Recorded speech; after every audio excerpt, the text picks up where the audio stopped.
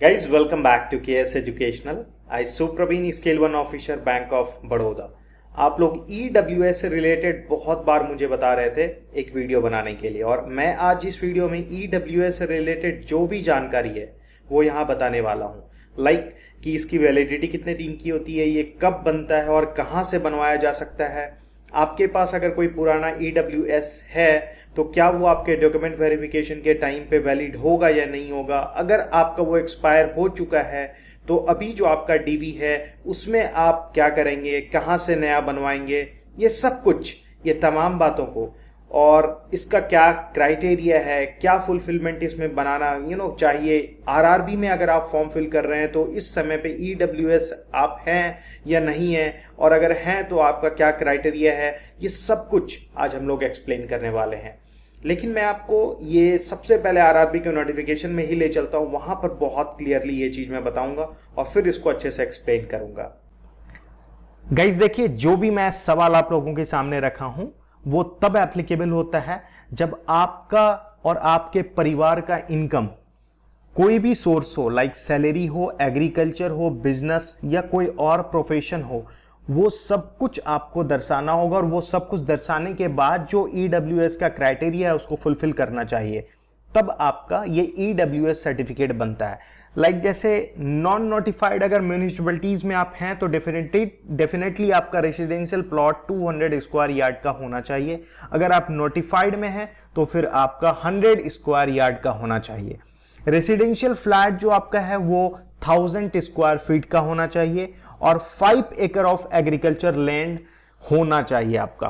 तो मतलब अगर इस दायरे से आप अलग हैं तो डेफिनेटली आपका नहीं बन सकता। अब मैं ये बता रहा हूं आप लोगों को कि आप जैसे ये सवाल करते हैं कि मैं अगर यूपी में रहता हूं और मेरा जो खुद का घर है वो गुजरात में है, तो मैं कहां से EWS बनाऊं। तो एक सही सवाल और एक सही जवाब इसका यही होगा कि आप अपने पैतृक घर से बनवाएं। पैतृक घर का मतलब यह हो गया कि जहां आपके फादर हैं, जहां आपका परिवार रहता है, आप वहीं से EWS सर्टिफिकेट को बनवाएं। अब जैसे कि यहां पर दिया गया है बहुत कुछ, the property held by the family in different location और द डिफरेंट प्लेसेस। आपका अगर प्रॉपर्टी कहीं भी है पूरे भारतवर्ष में तो आपको ये उसमें दिखाना होगा, और सभी प्रॉपर्टी को क्लब किया जाएगा कि आपका आखिर टोटल प्रॉपर्टी कितना है। Would be clubbed while applying the land or property hold test to determine the EWS status, right? The benefit of reservation under EWS can be availed upon production of an income and asset certificate issued by the competent authority। जो authority, like सबसे जो इसमें minimum authority बोला जाता है वो तहसीलदार होते हैं, और इससे ऊपर जो भी होगा वो बनवा सकता है। अब मैं यहां पर एक बात आपको बता दूं कि EWS ना आज तक मैंने बनवाया है, क्योंकि मैं जनरल से हमेशा फाइट करता था, मेरा वही था, तो मुझे इन चीज़ों का जरूरत नहीं पड़ा, इसीलिए मुझे ज़्यादा आइडिया है नहीं। लेकिन जो मुझे आइडिया है मैं आपको ये यहाँ पर एक्सप्लेन करने का कोशिश ज़रूर करूँगा। अब जैसे दूसरा सवाल इसमें फिर आप लोगों का, एक तो मैंने प्लेस से रिलेटेड बता दिया, दूसरा सवाल ये रहता है कि आपका वैलिडिटी कितने दिन का होता है। तो गाइस ये देख लीजिए, इसका जो वैलिडिटी होता है वो 1 साल का होता है। अब इसको मैं एग्जांपल के तौर पे बताता हूँ। आप सोचेंगे फाइनेंशियल ईयर, मैं अभी दिखाया आपको PDF में, एक फाइनेंशियल ईयर वर्ड था। फाइनेंशियल ईयर का ये मतलब नहीं है कि आप अगर इसको 1 अप्रैल 2019 में अगर बनवाए थे तो इसका वैलिडिटी 31 मार्च तक रहेगा। मतलब 1 साल का कंप्लीट वैलिडिटी होता है जिस दिन आपका ये सर्टिफिकेट बनवाया गया है। अब इसी में मैं और कुछ सवाल को लेता हूं, जैसे कहां से आपको ये बनवाना है। तो मैंने बता दिया कि इसका जो मिनिमम होता है, जो सबसे लोवेस्ट होता है वो तहसीलदार। हालांकि आप तहसीलदार के पास जाएंगे तो वहां से आपको ये सब कुछ क्लियर होता जाएगा। फिर अगर आपने EWS सर्टिफिकेट बनवा लिया है और लाइक अभी आपका जैसे डीवी का प्रोसेस है, बहुतों का जो EWS सर्टिफिकेट है वो एक्सपायर हो गया और आपका ये कहना है कि ये कब तक वैलिड था, तो मैंने बता दिया 1 साल तक। इन केस अगर आपका EWS सर्टिफिकेट एक्सपायर हो भी गया है तो आप नया बनवाने के लिए अप्लाई जरूर कर दें। लेकिन अब मैं डीवी के प्रोसेस और डीवी के प्रोसेस का बात बता देता हूं कि अगर आप वहां पर ये सर्टिफिकेट नहीं दिखा पाते हैं तो कोई बड़ी बात नहीं है। आप एक जेन्युइन रीजन दिखाएंगे कि मेरा ये सर्टिफिकेट ऑलरेडी है जो कि एक्सपायर हो चुका है और मैंने नया सर्टिफिकेट के लिए अप्लाई भी कर दिया है, तो वो एक ज़्यादा दिक्कत इशू करते नहीं है, लेकिन फिर भी मान जाते हैं। और अगर नहीं माना उन्होंने तो डेफिनेटली आपको टाइम दिया जाएगा कि आप प्रोड्यूस करें, इसलिए घबराने वाला बात नहीं है। जो डीवी का प्रोसेस है वहां पर बिल्कुल आप बनवा लें। अब जैसे आप फॉर्म फिल कर रहे हैं अभी आरआरबी का, तो इस टाइम में आप ईडब्ल्यूएस कुछ दिन के बाद बिल्कुल बनवाइएगा। और एक यहां पर यह दिक्कत होता है कि अगर ईडब्ल्यूएस सर्टिफिकेट आपका न्यू बना हुआ है, मान लो कि आपने अभी कुछ दिन पहले बनाया और कुछ दिन के बाद आपका डीवी है, तो 1 महीने मात्र पुराना है, तो क्या वो वैलिड है? बिल्कुल वैलिड है। आपको तो जितना नया दिखाएंगे उतना ही अच्छा है, जितना आपका न्यू सर्टिफिकेट रहेगा उतना अच्छा है। अब दूसरा सवाल ये था कि ईडब्ल्यूएस सर्टिफिकेट का जो फॉर्मेट होना चाहिए वो कौन सा होना चाहिए।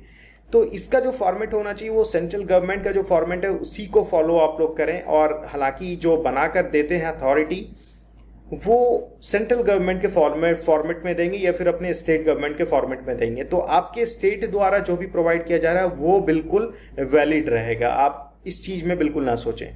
एक और महत्वपूर्ण बात यह होता है कि ये स्टेट बाय स्टेट वैलिडिटी इसका अलग अलग होता है क्या?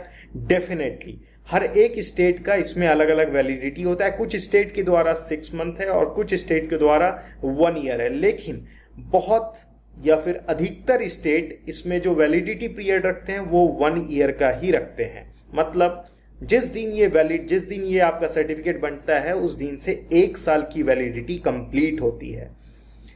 अब इसमें और ऐसा कोई सवाल रह नहीं गया है जो मैं आपको ईडब्ल्यूएस में बताऊं। और ईडब्ल्यूएस से रिलेटेड जो भी है, लाइक आपका प्रॉपर्टी से रिलेटेड, आपका इनकम से रिलेटेड, आपका और कुछ भी एसेट है, तो वो सब कुछ आपका इसमें तहसीलदार के द्वारा देखा जाएगा और फिर आपका ये ईडब्ल्यूएस सर्टिफिकेट बनता है, जिसमें आप लोगों को जो बेनिफिट मिलता है वो बिल्कुल मिलेगा, लेकिन ये आपका बिल्कुल वैलिड होना चाहिए जब आप इंटरव्यू और डीबी के टाइम पे ये प्रोड्यूस कर रहे हैं। तो और अगर इसमें ईडब्ल्यू से रिलेटेड कुछ भी सवाल रह जाता है तो बिल्कुल आप सब पूछ सकते हैं। मैं आपको वीडियो कोर्स रिकमेंड कर रहा हूं और इसमें आपको केएस एजुकेशन कोड यूज करते हुए लेना है तो आपको फ्लैट 10% का डिस्काउंट मिलेगा। क्यों मैं रिकमेंड कर रहा हूं? क्योंकि आपके सामने अभी आरआरबी पीओ और आरआरबी क्लर्क है और ये बहुत इंपॉर्टेंट होता है एग्जाम, क्योंकि इसका पैटर्न थोड़ा डिफरेंट होता है। और मैं आपको इसीलिए रिकमेंड कर रहा हूं क्योंकि ये बेस्ट फैकल्टी मतलब सचिन मोदी सर आपके रीजनिंग के लिए और अमित सर आपके क्वांट के लिए यहां पर आपके लिए अवेलेबल है। और इसका कॉस्ट जो अभी आपको दिख रहा है 1499, ये कॉस्ट आपके 1-2 दिन के अंदर ही बढ़कर 2249 हो जाएगा। तो क्यों ना आप इसको अभी अवेल कर लें, क्योंकि यहां पर आपको वो मॉक टेस्ट भी मिलेगा और बहुत सारा सेक्शन वाइज टेस्ट भी मिलेगा आपको रीजनिंग पे, क्वांट पे, और इसके साथ ही आपका डेली जनरल अवेयरनेस का क्विजेस भी होता है। तो क्यों ना आप वीडियो कोर्स जो इतना कम कॉस्ट में मिल रहा है वहां के थ्रू जाएं और जिसमें कि आपको ये तमाम बेनिफिट मिल रहा है, राइट? तो आप एक बार खुद से इस चीज को जज कीजिएगा, सोचिएगा और फिर आप डिसीजन लीजिएगा। लेकिन केएस एजुकेशन कोड को यूज करना बिल्कुल मत भूलिएगा, तभी आपको ये फ्लैट 10% का डिस्काउंट मिल सकता है।